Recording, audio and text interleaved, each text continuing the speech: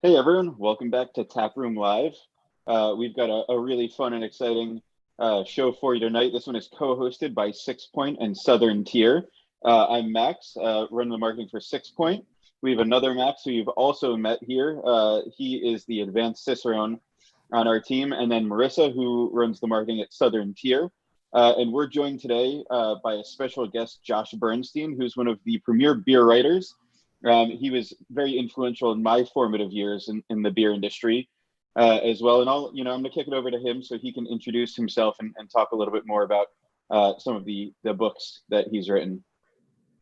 Yeah, hey everybody. My name is Josh Bernstein. I'm a Brooklyn-based beer journalist, and I started this journey 15 plus years ago.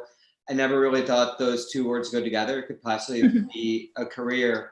But somehow over the last 15 years, as the craft beer industry has really taken off in America, there's been a real need for people to be able to chronicle it, translate what's happening to a broader audience. And I found that was really kind of one of my strengths. And so somehow, some way, I found myself in a position of writing 5 books that have really kind of chronicled the evolution of what beer has been in America over the last 10 years. First book was Brewed Awakening. It really talked about this moment in America where craft beer really started taking root.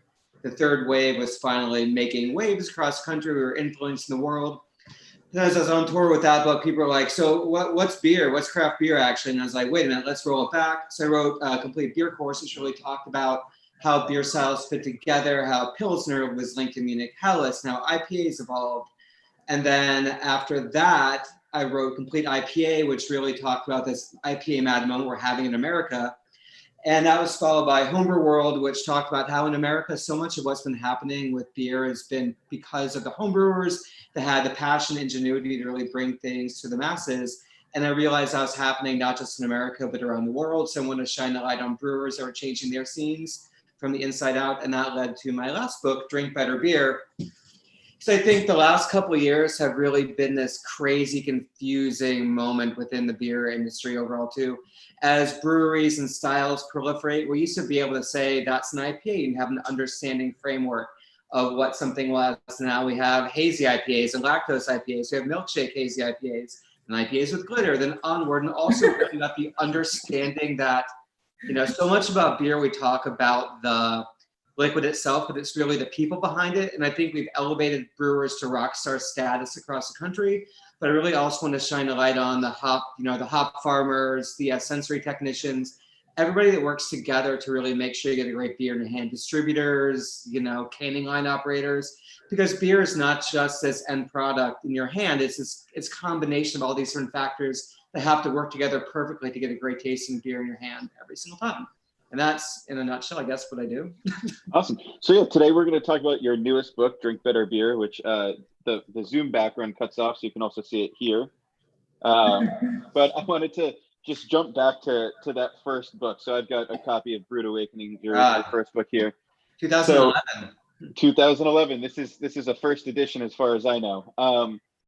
So what was that point where you were like, I'm sure you wanted to be a writer of some sort, right? What was that point where you're like, I'm gonna write about beer and I'm gonna make it a career? And then like how did you turn it into a career? Yeah, so I grew up in the 90s, and I was one of those kids that went to school. Like, I was the editor-in-chief of my high school newspaper, so I always wanted to be a writer. We made zines in high school. In college, I went to school for magazine journalism, which is just like a glorified trade degree. It doesn't matter what you do. It's like saying you're an electrician, but until you actually wire a house, you haven't really done anything. And so I ended up in New York City after a road trip went awry almost 20 years ago this fall. And I kind of floundered. I worked as a receptionist for American Baby magazine. I got my first only full-time job. In that American Baby magazine, basically my job was, I was supposed to write letters to people, but I basically would write my friends on typewriters, like literal electric typewriters, and congratulate them on their significant other's pregnancies, unofficial American Baby letterhead. And that was followed by my only full-time job I ever had, which was for a porn publishing company where I basically edited, the last hurrah of porn writing in America. That lasted about 9 months. And then, could that have been Seed Action magazine? Yeah, no, it was basically, a large part of the job was our boss had bought all this porn back in like the 80s and 90s and put it on floppy disk, which is not a sex pun, it's literally a floppy disk. And our job was to kind of like collate it around specific thematic titles like Horny Housewives, Naughty Neighbors, Family Secrets, and like bring it up to date and modernize it. And all these other things. It's a thing you do when you're 22. And then I thought it was pretty funny. Long story short, offices were below Canal Street on Broadway. And then 9/11 hit and we couldn't go to work that day, couldn't go to work for another 2 weeks. Got back to work, our boss was like, oh, that was a terrible tragedy. We'll take it out of your vacation time. And I was like, fuck this. So essentially I went to my office one day and then everything was wiped off my computer. And I was like, holy shit, I'm gonna get fired from a porn job. I'm like, I can't go down like that. And so I walked to my boss's office and I was like, I quit. And she's like, what? And it's that moment where somebody's gonna fire you, but it's like, I can't fire you if you quit. And then she gave me like 2 weeks severance and last 2 weeks pay. And I walked out the door and was like, well, I guess I should be a writer now. And so that was, November 2001. And then I just started like hammering away, pitching magazines, pitching newspapers, pitching anything I could, being, 22, 23 in New York City is like a playground.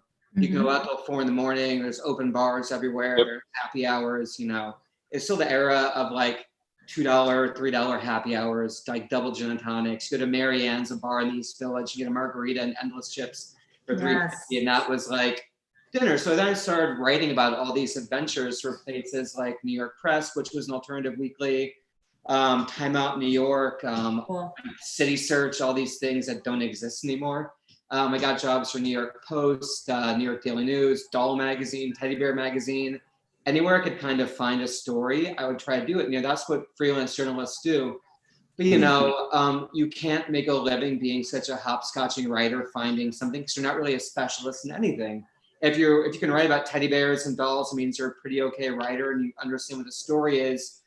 But nobody's going to be like, Josh Bernstein, I need you to like investigate dolls, the latest trends. If I've only done 1 or 2 stories. And so I started focusing a bit more on food and drink, going out, doing that stuff. I got a column for New York Press called Gut Instinct and My So-Called Strife, where I basically just went around New York City and got drunk and ate a bunch of food and wrote about it every week for 7 years. And then Sounds excellent. Yeah, not the worst thing. But I also worked for Time Out New York, and we had these things called budgets. So when I was reviewing bars, to give you you could get up to 4 drinks. So I'm like, well, should I drink some Bud Light or start drinking some better cocktails and beer? And so I think one of the great things about New York City is that bodegas exist and you can buy 1 beer at a time. So I was already buying really great beer for like $1.75 a bottle and hanging on my rooftop in Astoria, looking at the city and drinking like Bigfoot barley wine and Victory Prima and all those things like that. That's a good one. Not the worst. And so I started writing about the beers themselves. And then I found, this was probably around 03, 04, 05, you really started seeing beer take off in a much bigger way. It started gathering steam in America. And then I got lucky. I had my ad up on a place called Media Bistro, which is like a clearinghouse for writers, an ad up on there for 1 month. And so during the 1 month during that ad, I got a job from offer from Imbibe magazine, a drinks magazine out of Oregon that was just starting up. On their second issue, I wrote a story for them, and I've been working for them probably for 14 years now, chronicling. Oh yeah, so you still currently write for them, right? Yeah, I'm the contributing editor in charge about beer coverage for them too, and I kind of do that every issue. So yeah, and that kind of led to more beer writing. I got a gig with Gourmet Magazine when they went online, writing about beer for them. And then anywhere I could, I started finding these opportunities to write about beer. And then I got a job with, this is going to be the most New York story, but my editor at the publishing house, basically, he picked up a copy, I think, on the subway of New York Press, and then read it. And he was like, oh, this guy writes about beer. And I should get him to write a book on beer. And that was like the thinking at the time. It's like, beer's cool, let's write about beer. He reached out to me. He's like, you should really do a book on stouts. And I was like, all right, stouts, cool. I'll do a book, pay me money. I'll have a book. That'll be rad. And then we started thinking about it. And that was really dumb. It was 200 pages on stout. I know. At that moment, who wanted me to, I think there's a thinking people like Guinness. I think people like Guinness a lot. We should write a book about beers like Guinness and they'll sell. It'll be gifty. So I turned that idea into Brewed Awakening, which was really that. And then it was kind of like up and running from there. And that was 11. And then 13, complete beer course, 16, complete IPA, 18, homebrew world, 2020, drink better beer. So it's been like a decade of really writing. I think it's from the more transformative periods in American beer. So it took me, yeah. We got to toast to that. We should open our first beer and start drinking. Second beer? All this beer talk. Second beer. And we encourage anyone watching to crack open a beer. And not just crack one open, but let us know in the chat what you guys are drinking at home too. Yeah. While we're pouring this, so I have a follow-on question there. So craft beer is becoming much more mainstream, if not is already mainstream. Yeah. And with that, there's a lot of people who want to work in the industry, and a lot who probably want to follow in your footsteps. So what kind of advice would you have for someone who is a writer and wants to focus on beer now? Yeah, the liquid's the dumbest part of the story. Yeah, I think, I've realized like nobody wants to read a beer review really. It's like beer reviews, people, for some reason, beer reviews never really echo out in a broad way. And I think the easiest and the simplest thing to think to write about is the liquid itself. It's in front of you, you're all experiencing it, but unpack that liquid. What is it about the liquid? Is it the hops that they're using? Is it a new hop? Like who made the beer? Where's that beer being made? Who's being marketed to? Who's the graphic designer behind the can and the label? And I think once you start analyzing the beer a bit more critically, you're going to find that the stories are they're out there. They're waiting for you to tackle them at any turn. Yeah, that's it. I mean, don't think about the liquid not as the end of the story, but the beginning of the story, and find out what makes everything else unique. I mean, like I always talk about, beer is people, and people are going to be able to talk to you more than the beer is going to talk to you. I love that. Beer is people, and here are many of them on this call. So, and also the people watching, those are some of the most important people to the story as well. Those drinking the beer. So let's talk about what we're drinking a little bit. What did everyone reach for? I've got a IPA. Woo. The 2X IPA. And a Taku, which you mentioned in your book, Josh, in the pour section.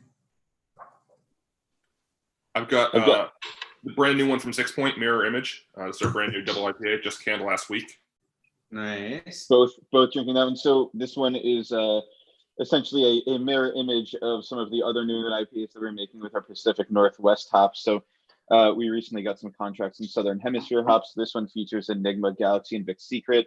The Nelson Sauvin contract was just shy of making this beer, but next year we'll have a lot of those ones as well. But this is our first taste of it. So cheers. Nice. Cheers. I'm double fisting. I guess I forgot to finish a crisp and some hootie and an army of other beers waiting for me. And have you good and drunk by the end of this at that rate. Yeah. So Josh is going to finish all of those in the next 30 minutes before this is over. For those at home who are counting. Yes. Because his fridge is out of room. So is mine.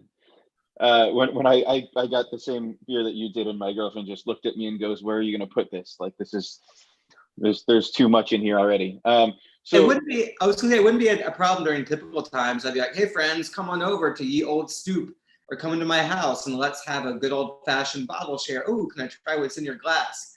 And that doesn't exist in the same way. So I actually gave our daughter's teacher, first grade teacher, came over to their house for like a socially distant visit. And I'm like, well, end of year gifts, do you really want a crappy gift card, or would you like a 12-pack of beer? And first grade teacher was like, I'll take a bunch of beer right now. Thank you. Yeah, hand selected 12-pack. What? So, yeah, a nice hand selected 12-pack there. So jumping into the book a little bit. So obviously we follow your Instagram, so we saw some of the adventures while you were researching the book, which looked really fun. And then we've gone through the book and seen those translated onto the page. But can you tell us about some of just the best parts of researching this book, the places you got to go, the things you found or uncovered, even just like moments where you learn new things after so many years of doing this kind of research?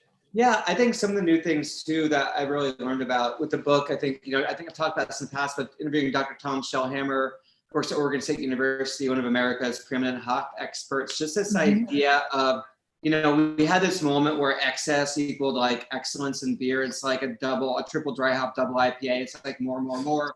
And it became this moment in the same sense that, you know, a decade ago, it's like, how bitter is your beer? Let's make it even more bitter. And like more bitter equaled more better. And the same thing is happening with hops. And so I think we never really stopped to ask ourselves, like, why is there a point of enough?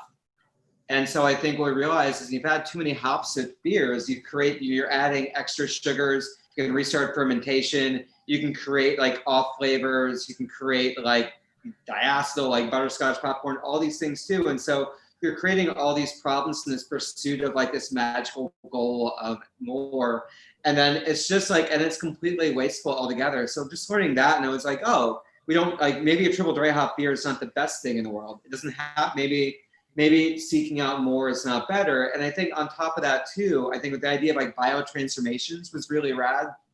And that's still such dark magic that people don't really understand. That's the idea that certain yeast strains interact with certain hops. And so the hop, let's say, you know, galaxies like Melanie Pop, you've got that, but you interact with a certain yeast strain, all of a sudden you wait like a few weeks and it creates a different flavor altogether.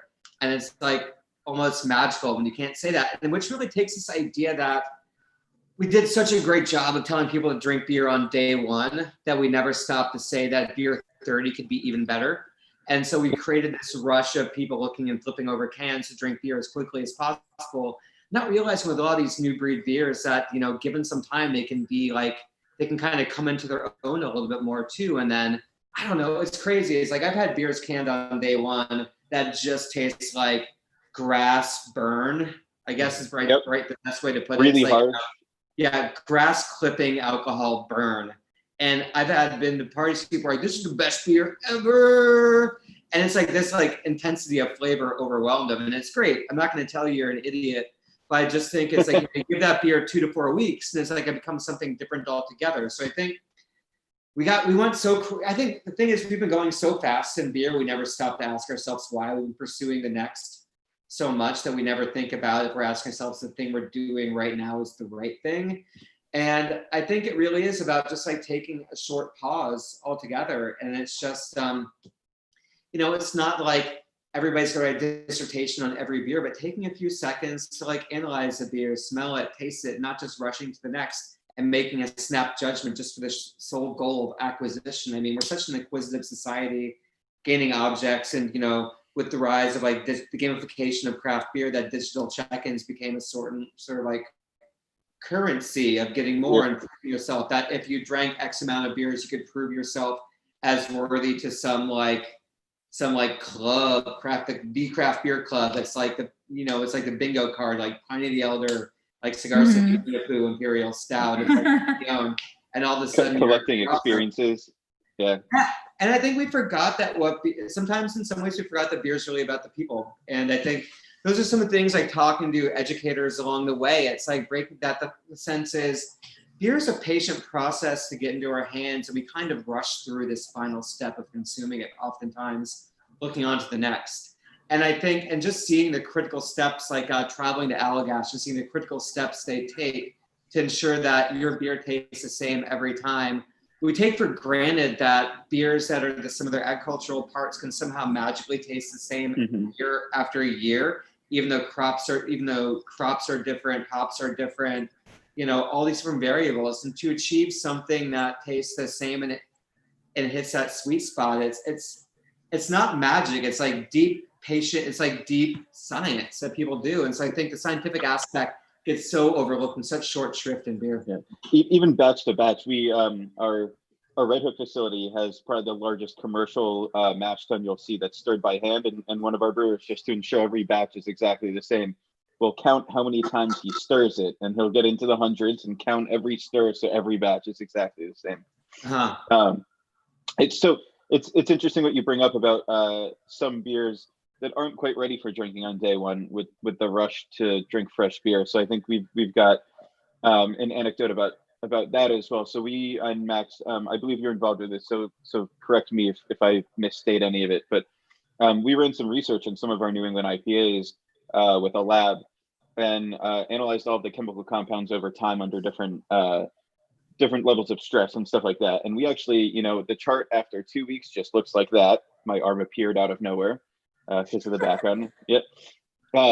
And once you start looking at what those chemicals are, you've got chemicals like myrcene and stuff like that, which are also falling off that cliff. And myrcene is one of those things that causes the harshness.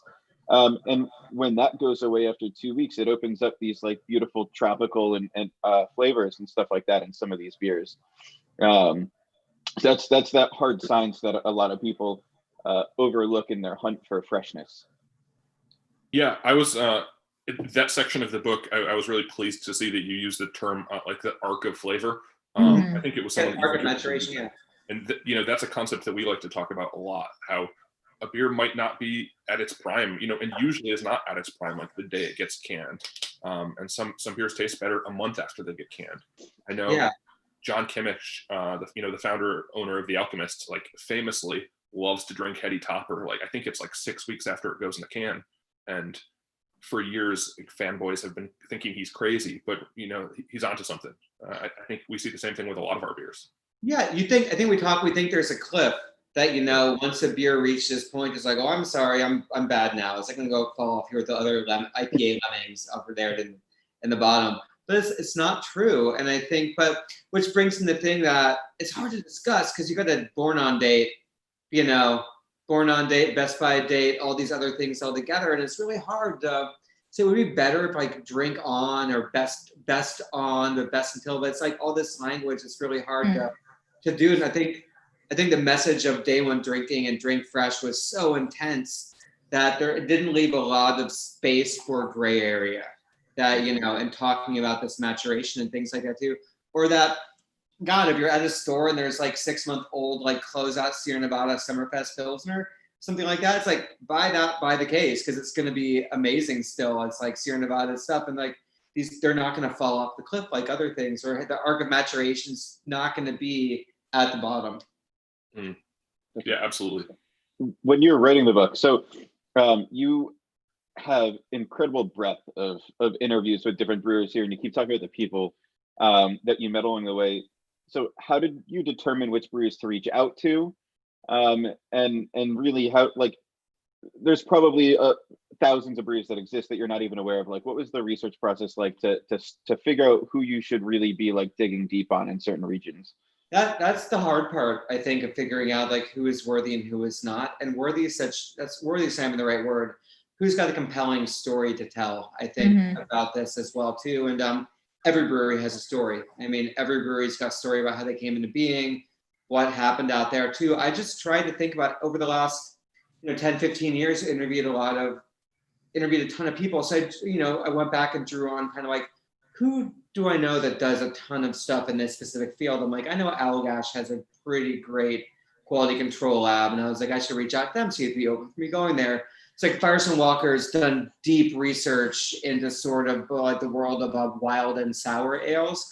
And, and they've been doing stuff. You look at their labels on there, it said that like the titratable acidity right on the label, which, is like too much for most people, but it's like, if they care that much, it's like, maybe we should talk about why it's so important for them to discuss on there as well too. Or, up in the Northeast, like few people are as passionate about Pilsners, Lagers as Dan Suarez. So it's like, okay, if we're talking about that in there too. And, you want to include old voices and new voices, but you also don't just want to dig deep into the war chest and be like, all right, time to trot out everybody that's been in the industry the last 40 years. And that's not, like I was trying to tell people, a book is not a yearbook where everybody's included. It has to be a conscious decision to sort of create stuff. And, I also want to make it a really big point to showcase sort of the breadth and diversity and scope of the industry, that I think that's, it's a point that we really took in the book to showcase that it's not just the cliches, no offense, Max. No, I get it. Bearded guys doing stuff. And that was a really big, important thing to me.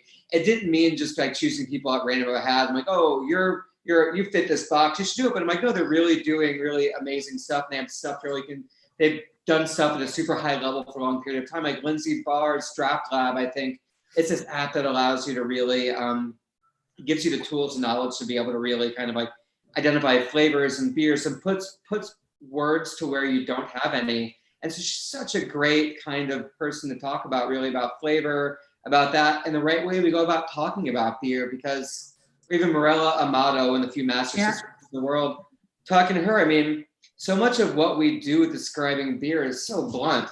It's like we describe something as, I think we talk about in the book, describe something as orange, but what is orange? Orange is both a color and a fruit and a flavor. So if your beer tastes orangey, that doesn't mean anything.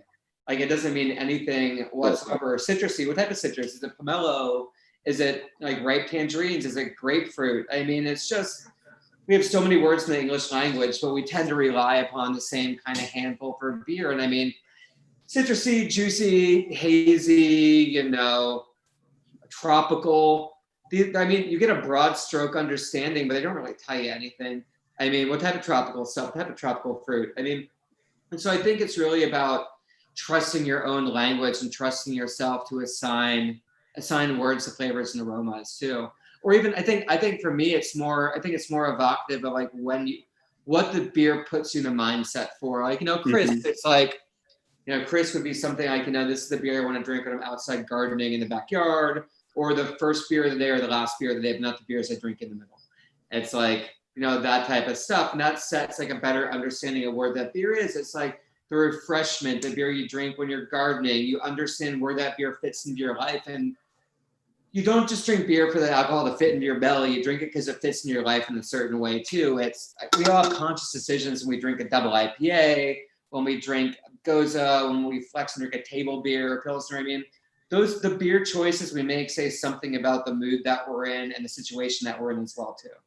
Or do you have to drive home tonight? Can you have that double IPA? It's all of these things all together are things we don't really talk about as much. And I think, well, one more thing is just, I think we don't talk about really, what alcohol, we're so divorced from the sensation of what alcohol and beer gives you. It's the pleasure aspect of it that I think in America, we're so puritanic. We don't talk about like the pleasure of like, 2 beers after a hard day of work. I mean, you know what I mean? It's like 2 beers after a hard day of work. It's like the sense of, it's like, I think somebody before said, I could have that feeling all the time. It'd be amazing.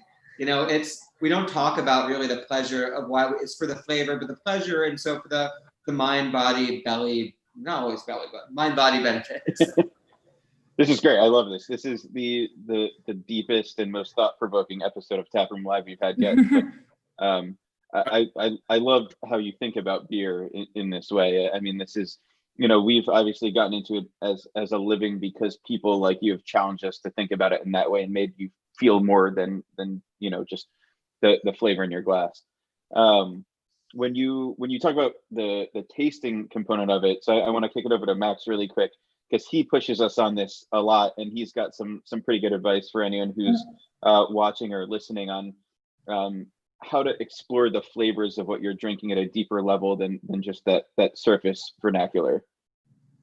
Yeah, I love what you were just saying, and I knew I was going to enjoy this book the first time I opened it, when like the inside cover of the book is the beer flavor map from the Draft Lab. I actually have that poster framed on the wall in my office, my home office, where I do a ton of reading and writing and research about beer.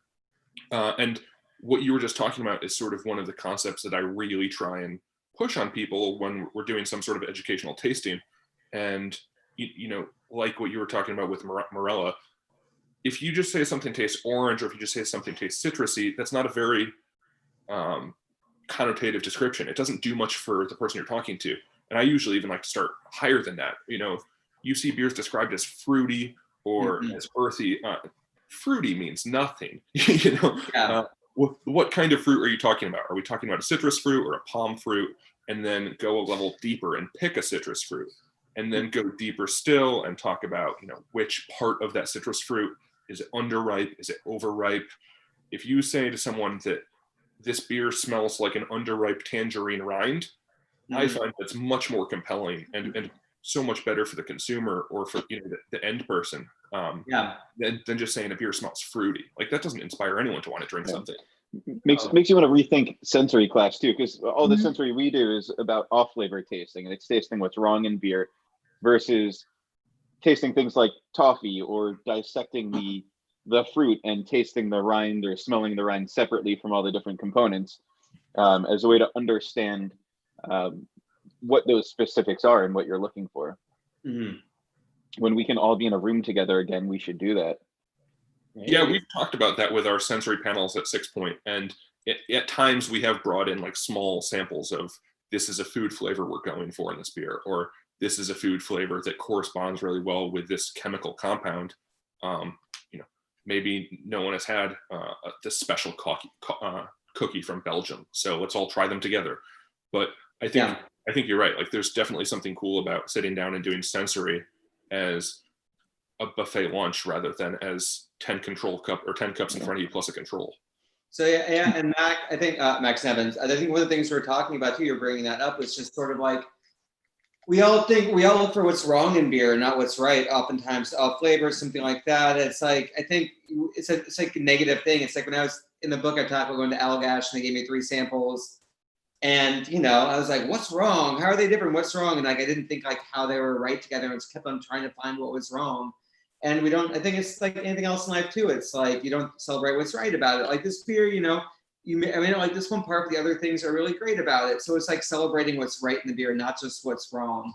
And I think it's knee jerk to be like, oh, that's terrible. But it's like, why is it terrible? Like, what's wrong? What's right? What did they succeed on? And so I think it's just another flipping of the mindset about, and that's hard to do. I mean, it's a hard time in life, and it's easy to get negative and down on everything. But I think it's just about changing the way that you think about stuff.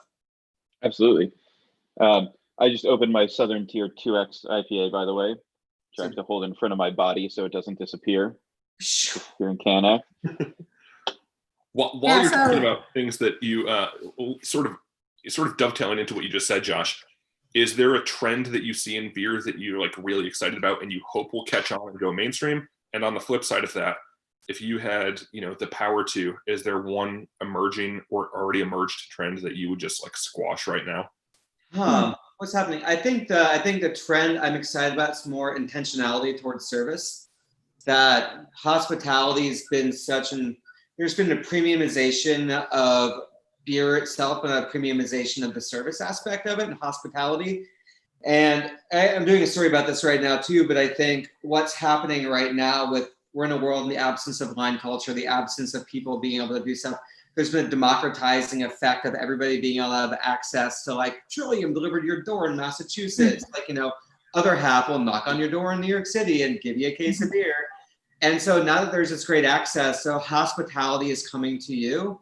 But I think, and when we go back to bars and go back to tap rooms, go back to breweries, it's going to have to the next step is going to have to be hospitality. It's not just enough to love IPAs, to want to be a bartender. You've got to understand all these things and how to make people feel safe and comfortable and have an experience. And what beer's been all about has been experiences, and it's been an experiential aspect. Going to the tap room, enjoying this beer, sharing a flight with friends. How do you recreate experience? So, on the one side, we can be like, tap rooms are going to close, breweries will close, and they will. I mean, that's just not comments. It's like, it's going to happen. It's happening right now. Sometimes there's shaky business models, so just needed one final unfortunate push. The pandemic's accelerated a lot of things that were already in the works already. But I think when people come back, the hospitality aspect will have to be that. That's the thing I'm excited about, to see how people make the customer paramount and not the liquid paramount to them. It's like your comfort and not just getting the beer in your hand. I think the way I put in the article I'm writing, it's like not just putting beer before people, but putting people before beer, which I felt pretty proud of when I wrote that earlier. Yeah, you have a section here. Way to go, Bernstein. This section, 3 signs that a beer bar cures. I really love that. Everything from the website to the clean menus to perfect glassware, a variety of glassware, clean glass. Yeah. All that stuff. We used to be so accepting of, as long as you got the liquid in your hand, it was okay.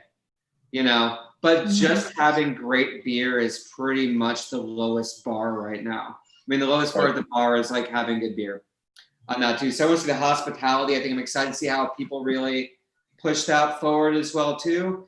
And, as far as styles fading out, I love to say things are going to crash out or like wave my wand and make things die. But the market kills things so quickly nowadays too, that I don't have to say anything to make it go away. All you have to do is wait 6 months. I mean, that's like, brewed IPA. It's like, oh my God, brewed IPA is coming away. Everything you got like spritz, stuff like that. Now it's like, what was that 2 years ago? You totally forget. So everything that comes in, it's just, we're at this like mass rate of just birth, and then decrying, birth, mass acceptance, and then, discarding altogether. The stages of a beer style. It is. And, I think the rise of international beer travel, the rise of beer festivals, and the internet too have really fueled the speed at which things go by. So I think that too, there are styles that I don't get behind as much. I have no sweet tooth whatsoever. So for me, pastry stouts and lactose IPAs are just not things tickle my fancy. But you know what? Our taste buds are in a perpetual state of evolution. And, the shit I ate when I was like 7 years old is not what I eat today. Garden grown broccoli. Yeah. When you're 7, you think Taco Bell is like the end all be all and does have a place in your life. But I mean, a good like carnitas taco fresh off the griddle with like fresh made salsa is like infinitely better. And, you're judging like when you first start drinking beer, you're looking for intense flavors you can latch onto and understand. And that's where I think a lot of these like pastry beers and big ones, a lot of them have this sort of like sense memory to people where they're like, it's nostalgia wrapped up inside of like a candy bar stout. They make you feel good to make you feel like a kid again. Everybody wants to have an ice cream sundae after soccer or something like that, or get that cone, get that Dairy Queen cone after hitting a home run during a baseball game or whatever, or a great report card. And I think a lot of the beers that are happening now, they feel good to you because they put you in a happy place that you kind of need. And that's okay. That's okay. But not for me. Yeah. I've got a question for you about who this book is really for. And I'm gonna latch onto the title a second, which may be a little bit superficial, but when you say drink better beer, is it a book to convert people to craft, or is it a book to make sense of all that's happening in craft and guide people towards the better beers in craft? I'd say the latter. And fun fact about book publishing, you get about this much say Right. in the titles of the book. Marketing. I mean, it's just marketers drive. Those marketers. Whatever. Sorry. Marketers drive the title. I mean, it's that SEO, for the book I wanted to write, like, the IPA book, I was like, let's call it a bitter twist and really talk about the changing nature of IPAs. Love and that. people are like, let's call it complete IPA. And I'm like, okay, great. Let's do that. In another world, it could be like drink beer better, idiot would be a terrible title. So you don't want that. But I think what you're looking for, I think too, is just that it's a way, I think, for people that are already drinking beer, like understand a bit more intentionality behind it too, and just understand. So it's not like it's not another 101 book. Like, here is grain, here is yeast, here is, water, here is magic, and all that stuff too. Those are important books as well. I really want to talk about the culture and the understanding and everything. I think everything around it. So if you've drank a beer, gone to a tap room and done it, like this book is for you, essentially. It's really talking about these shifts that are happening all around, because what's happening now is not just a shift of flavor, but it's a shift in culture, how we're drinking, where we're drinking, all of these things all together, which is so much more than just another kind of a book that talks about styles as sort of like an object to understand and then object to master and go on. I think, styles, like I always talk about, have deep utility. I think styles, people are like, styles are dead, who needs styles? But styles allow us to have a conversational starting point. You can say like, it's like metal, it's like heavy metal, it's a metal band. Like, then you dive down into like death metal, horror metal, like, on and on. So I think when you have styles, it allows you to really talk about stuff. But I think we're at a point right now where it's so much about the culture, how we buy the beer, where we buy the beer. And all these institutions popped up, with better beer bars, bottle shops, without like a how to use guide to them. And it's like you walk into a beer store, it's like, well, you've got tons of stuff and it's right in the window and I can see it. And it's like, wait a minute, should those bottles be right in the window? And then, but those are things when you first start out that you may not know. But then mixing it with science and stories and people and all these things all together. Just trying to find a way to really, I think craft beer is confusing to a lot of people. I think the beer industry is confusing to a lot of people. And I wanted to write from the viewpoint of, it is not just me talking about it like, hey, I'm Josh, I'm smart. I'm not smart. I ask all the questions. And then I try to translate what people say. I think that's the thing too. So I try to really pick people that can translate why it's important to walk into a beer store and look around and see how people are treating the beer stores. What does distribution mean? Why is like seeing like 9 stacks of beer in the middle of a grocery store beneath the spotlight a terrible idea? It's all these things all together that to think about. And I think overall too, I think empowerment, maybe it's not the word too, that we don't think that we have enough power over our decisions to kind of, as consumers, I think that you will send your food back if it's not right. You will complain online or Yelp about something, but it's like with the beer stuff too, we don't really talk about, we don't, have discussions. You're like, oh, well, that beer's good enough. I guess I'll drink it. I think the only way we'll push things forward and really elevate stuff is by articulating with our own voices. I think, and that's what's too, that your voice is important and that consumer voices individually are going to push this industry to a better place. Because not that there's been a complacency across the board, but craft beer was a shiny new object that was thrown everywhere. Baseball stadiums, dive bars, this and that too. And nobody really understood bodegas. I mean, I walked into a bodega this morning, get an egg and cheese sandwich, and they've got like a fridge full of like, soon about a hazy little thing, tall boy stacks, like Bell Sort of Day, all this. And it was a shitty bodega that made a great egg and cheese. It smells like cats. You're like, oh, it smells like cats. But the cats are killing the mice, so for the win. Right. But yeah, and it's just beers everywhere, but there's not but who's going into those bodegas and telling the owners that it's like, maybe you shouldn't just have everything sitting on the floor, dusty, things like that. And I think, but it's not being a nag so much as just everybody jointly trying to make beer a better place. That's really going to be a better, more welcoming, diverse place that brings everybody into the fold and not just a club. That's great. Yeah. I really enjoyed the section of the book where you were trying to empower consumers to, tell their server or their bartender that the beer's not right. It has this off flavor. It's coming from a dirty draft line. It's in a dirty glass. Yeah. I think that's important. And, I'll admit it, it's not something that I do all the time when I go out, but at the same time, like I know I'm a beer snob. So, or at least gotta balance it. High level beer geek. And I try not to be that guy, but I think it should be more normalized because that is how, you hold bar owners accountable for cleaning their draft lines. And then the bar owner holds the brewery responsible for delivering a quality product. And it sort of rolls uphill and we all get better beer at the end of it if more people are willing to send their beer back and say, this doesn't taste right. Yeah, for those of you who've stuck with us, if you read this, the way that Josh writes about these places and that he's visited, whether it's breweries or whether it's retailers, he's created a beer trail for you that you're going to want to visit. I mean, I knew right away when you got at the very beginning of the book to Belmont Station, I was like, this is good. Belmont Station, I've Lisa spent Morrison.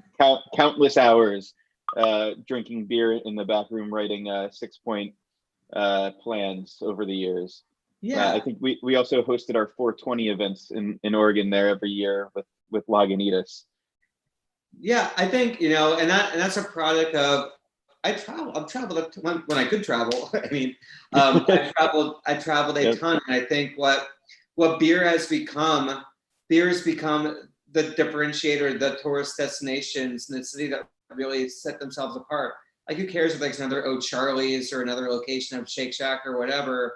It's like, it's the breweries, the tap rooms. Those are the things that I think really set cities apart and give them a distinct flavor. And the lack of absence in the chainification of America, breweries have definitely become something that's distinct and unique. And that's where I think we're at this inflection point right now with COVID, with everything happening around the country, that you've got to support what you want to see around. If you want to see your local breweries around, you want to see people that you want to have, like, buy the brands you believe in, buy the people that you want to see. And I think I'm seeing it's funny to say, like, pocketbook activism it seems very like the smallest thing you can do, but you know, it's our society. Sometimes the most important thing you can do is vote with your wallet, vote with your purse, vote with your credit cards, and support the people you want to see, because there's no guarantee that there's no guarantee that things will be here tomorrow unless you support them.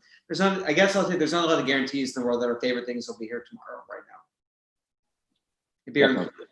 And so with that, we're coming close on time. So we put out a call to action and are going to give away a few copies of your book. And before we run out of time, I want to make sure that we pick the winners of those copies of the book. Marissa, you're gonna tell us who won? Yeah, thanks guys for tagging your friends in our post. We've got the headiest topper is winner number 1, appropriate, right? Shout out to we got at Ski Downhill Fast. These are good names. We got Insert Creativity here 29, and we got Explorer Danny. So we'll connect with you guys and we'll get you a book. And then you know, this broadcast lives on. It's not just live, but you could watch it later. You could share it with your friends. You can comment at any time. So we'll look out at the comments for the next couple of weeks, and we'll connect with Josh, and we'll get somebody who interacts with this post will get you a signed book. How do you feel about that, Josh? I think we can 2 thumbs up. And I've got stickers. Oh, nice. Oh, man. And do you still have any of the fingers, the pointers? I don't have, I've only got a couple. I've got giant foam fingers, which if you give me 13 seconds, hold on. I ran into Josh at CBC in Nashville, and there was a lot of foam fingers there. All right, so I'm cracking this for the first time ever. This is an unboxing. Yeah, we have giant foam fingers. There we There go. you go. Good beer. You know That's what? a great one. Can fit 100 foam fingers into your bathroom. I would not recommended. We also got awesome stickers, say drink better beer, and a little pin, Nice. which were set up for far more events this spring that somehow didn't happen. Well, here we are. So they're That's some all solid swag, Josh. I'm not gonna lie. Yeah, I mean, you gotta have good swag. I mean, nobody who wants another coaster or another thing like that too? It's like good pins, good stickers, things like that. I mean, go a really long way on there too. I know. I've also collected buttons for years and stickers and things like that. Yeah. So I don't know. Gosh, I've got a vivid memory of you outside of whatever the Kid Rock bar was at CBC in Nashville with 2 foam fingers on. That was a good one. Oh my God, yeah. FGL house. Santa's Pub and sang karaoke. Yeah. Yeah, that was a great time. That was a fun It was a one. good year. Marissa, so when you taste that beer, I just want to let you know, one Untapped user told us it tasted like toothpaste. I disagreed with him, but you know. You told me on the internet they were wrong? Oh, I didn't tell them. Now I am, I guess, because this is on the internet. So Josh, one parting question for you. We want a recommendation of a book that is not beer related that you would recommend, and also one that is beer related but you didn't write that you'd recommend. Oh God, you know, I've written. Sorry to put you on the spot. Put you on the here. spot.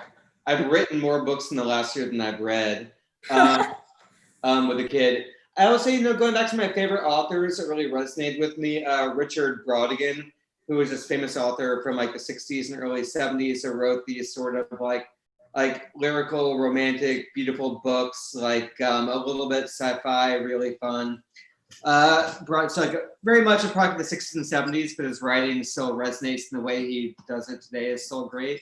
Another book, I always love Blue Highways by William Lee Seat-Moon, which is kind of like a journey on, if you look at a map on the interstate, like red, blue's like the side roads. So it's like a long gone journey of like bygone America. He wrote it like 40 years ago, but it's just a snapshot of an America that doesn't exist. And I think at this time we're in right now, it's good to reminder that, you know, what America has looked like or does look like, it's all connected together. And other beer books that you know what's funny? I'm going to be honest with you. I try not to read other beer books, so I feel like I don't want to plagiarize them. Fair. Makes sense. That's fair. That makes sense. But I think the one I did for historical knowledge, like Amber Golden Black by Martin Cornell, which is a good history of British brewing and really talks about how a lot of things came together. I think Pete Brown's book. I don't have the name of it up on hand, but the one about like following the journey of the IPA. Just kind of like a rollicking travelogue wrapped around beer. Max, have you read those? Cool. I have not read either of those, so I'll Great, add them. there you go. Yeah. Awesome. Well, go ahead. Where are you guys? Yeah, I don't know. I mean, I was gonna say it's funny. I just have not read. It's like the deepest irony. I spent all my days writing and not my days reading. That's okay. So Max hosts a book club for us, and we just read Tasting Beer, the second edition, which is a fun one to read. It was my first time reading the second edition. And your book is coming up on the list for one of those upcoming Sixpoint or ABV book club beers. So we're excited about that. I just want to thank you so much for joining us. I hope you've enjoyed talking to us and enjoyed the beers. And one of these days I'll cross Prospect Park and I'll give you maybe a nice stress ball because these got me through the pandemic. Yeah, I could use about 12 of those, and also babysitting. Are you willing to I don't know if I can help with that, but I might know someone. Max's summer camp? No. Yeah, I've never seen Max with a baby, but I would trust him with a small child. Oh, yeah, puppy. Puppies work. Puppies we've got down. Yeah, and on that note, the fireworks are started outside, which is a sign that night is falling on Brooklyn. There's that. No one can see that firework. It's still very sunny out, but Yeah, this was a ton of fun. Thank you for joining us, Josh. No, thank you guys so much. I had a really great time chatting with you and drinking beers. I'm going to drink a few more because why not? While staring out outside. Exactly. I'll meet you for a socially distanced beer outside of one of the many breweries around here one of these days. All right, thanks everybody, and thanks for reading, and thanks for drinking, and hope to see anybody sometime soon. And thank Thanks, you guys Josh. who tuned in at home too. Happy to have you guys join us, and thank you for the comments and the questions. And yeah, we'll do it all again soon. Cheers. All right, cheers.